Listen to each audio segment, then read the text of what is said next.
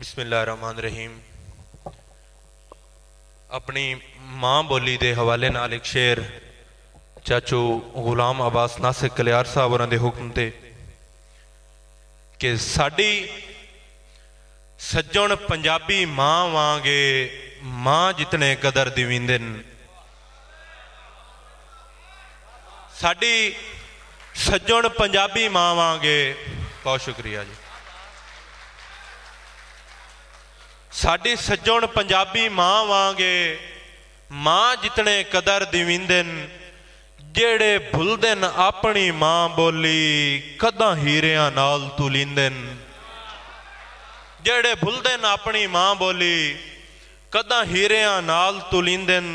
और है आसिम जन्नत दी वाह लगदी जदा इहो जाए अमल करिंदन। की हो जाए है आसिम जन्नत दी वाह लगदी जदा इहो जाए अमल करिंदन।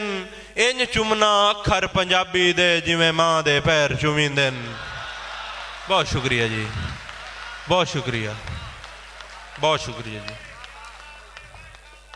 साडी सज्जण पंजाबी माँ वांगे ओ भाई दे हुक्म ते साडी सज्जण पंजाबी माँ वांगे माँ जितने कदर दिविंदन। जेड़े भुलदन अपनी बोली नू कदा हीरियां नाल तुलिंदन। और है आसिम जन्नत दी वाह लगदी जदा इहो जाए अमल करिंदन।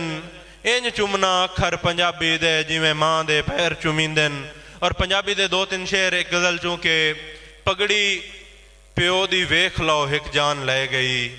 शेर वेखना है जी। पगड़ी प्यो दी वेख लो हिक जान लै गई। अरमान शो दी धी दे कपड़े ते मर गए। और हलदे रहे कुछ टुरदियां सजना नू वेख के।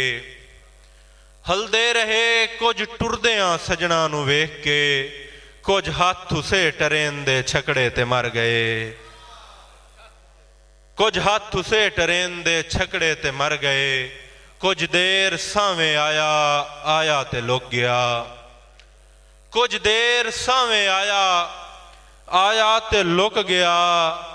होठां ते हासे अपड़े अपड़े ते मर गए। कुछ देर सावें आया आया ते लुक गया। होठां ते हासे अपड़े अपड़े ते मर गए।